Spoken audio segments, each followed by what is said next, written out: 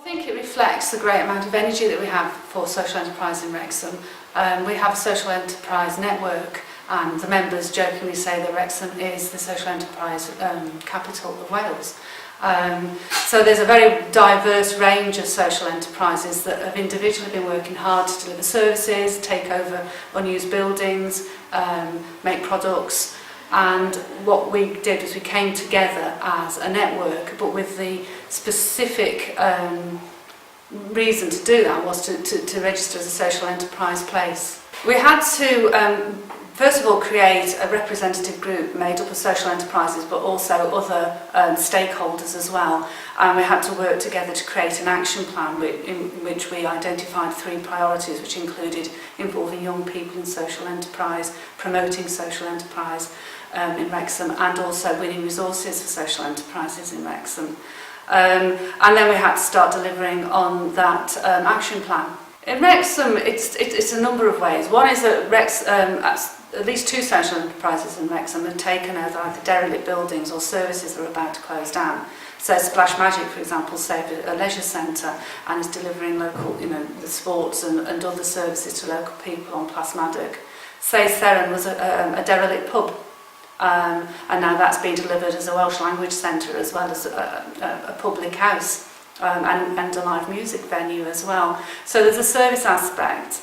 But then there's also enterprises like our own that we deliver children's nursery service, which is pure, from a social enterprise point of view, and provides totally sustainable childcare in an area where actually it's quite difficult to fund childcare.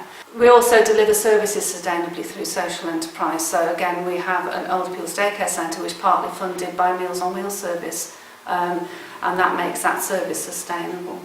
We provide a whole range of services in response to local need.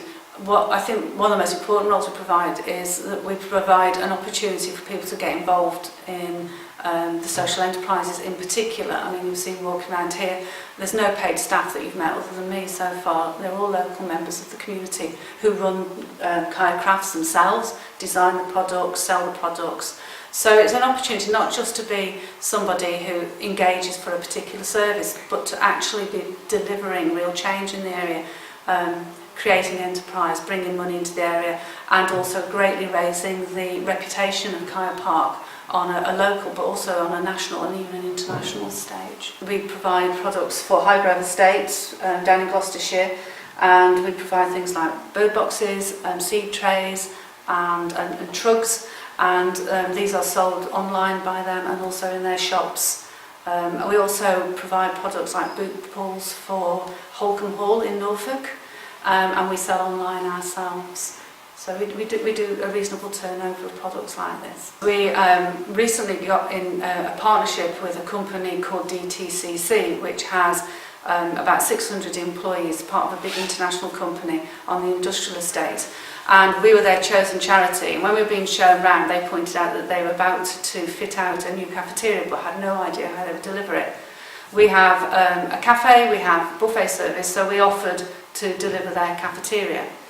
And so they fit it all up for us and we deliver their cafeteria. It's created 5 new jobs, and any profit that we make can come straight back into Caia Park Partnership. For DTCC, that means that they're meeting their corporate social responsibility agenda and they're learning more about their local community as well. So that's been a great success. And we're now working with another social enterprise based over in Conwy called Create an Enterprise to see if we can deliver support to the housing department of the council through employing local people to take on the role of void clearances and repairs and things like that. So we're in discussions with them at the moment. So those are our 2 latest developments.